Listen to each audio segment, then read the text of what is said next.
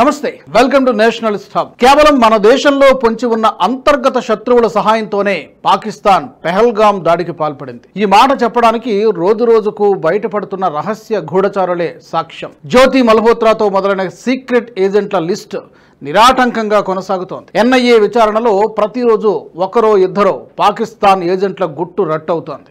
తాజాగా గగన్దీప్ సింగ్ అనే ఓ ఖలిస్తానీని పంజాబ్ పోలీసులు అరెస్టు చేశారు. తరుణ్ జిల్లాకు చెందిన గగన్దీప్ సింగ్ పాకిస్తాన్ ఐఎస్ఐతో సంబంధాలున్నట్లు గుర్తించారు.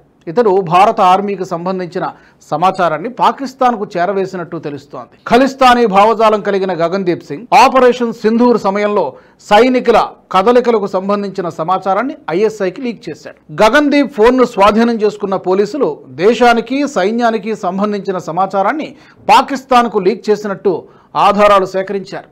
అంతేకాకుండా 20 మందికి పైగా ఐఎస్ఐ ఏజెంట్లతో పరిచయాలున్నట్టు గుర్తించారు. జాతీయ భద్రతకు ముప్పు కలిగించినందున కేసు నమోదు చేసి దర్యాప్తు చేస్తున్నారు పోలీసులు.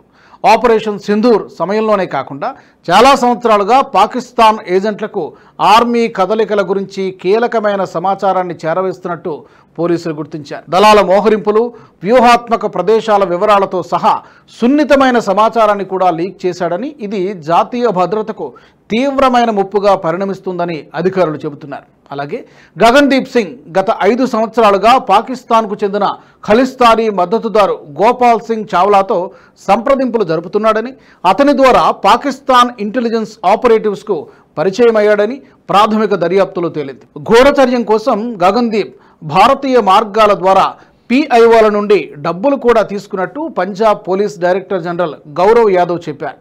చావ్లాకు పాకిస్తాన్లోని ఉగ్రవాద నెట్వర్క్లతో కూడా సంబంధం ఉందని, లష్కరే తోయిబా చీఫ్ హఫీజ్ సయీద్తో దిగిన ఫోటోలు కూడా ఉన్నట్టు పోలీసులు చెబుతున్నారు. పాకిస్తాన్ కేంద్రంగా పనిచేస్తున్న ఉగ్రవాదులు 26 మందిని హతమార్చిన పహల్గాం దాడి తర్వాత భారత్లో ఉన్న పాకిస్తాన్ ఏజెంట్లను పట్టుకోవడానికి కేంద్రం చర్యలు ముమ్మరం చేసింది. గత 2 వారాల్లో పంజాబ్, హర్యానా, ఉత్తరప్రదేశ్ నుండి దాదాపు 20 మందిని పోలీసులు అదుపులోకి తీసుకున్నారు. ఎన్ఐఏ కూపీలాగుతున్న కొద్దీ ఉత్తర భారతదేశం అంతటా పనిచేస్తున్న పాకిస్తాన్తో సంబంధం ఉన్న గూఢచారి నెట్వర్క్ గుట్టు రట్టవుతోంది. అరెస్ట్ అయిన వారిలో 2 మహిళలు కూడా ఉన్నారు.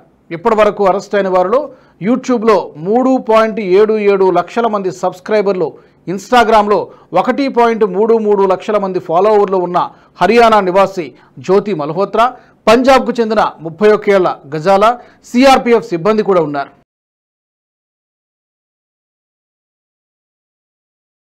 ఈ వీడియో మీకు నచ్చినట్టయితే లైక్ చేయండి, 10 మందికి షేర్ చేయండి. అలాగే కామెంట్ల రూపంలో మీ అభిప్రాయాలను మాతో పంచుకోండి. Nationalist hub group of channels ను సబ్స్క్రైబ్ చేసుకుని తెలుగునాట జాతీయవాద జర్నలిజాన్ని ప్రోత్సహించండి. ఈ వీడియో కింద ఉన్న బెల్ ఐకాన్ పై క్లిక్ చేయడం మర్చిపోవద్దు.